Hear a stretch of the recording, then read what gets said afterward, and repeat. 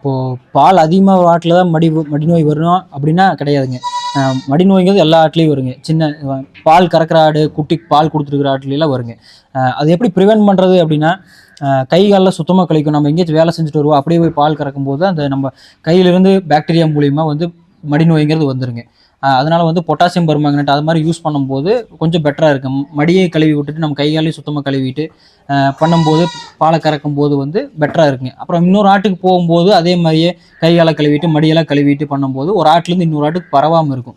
அப்புறம் அது மட்டும் இல்லாமல் தரையெல்லாம் சுத்தமாக வச்சுக்கிறது, க்ளீன் பண்ணி கூட்டி விடுறது அந்த மாதிரி பண்ணும்போது ப்ரிவென்ட் பண்ணலாங்க.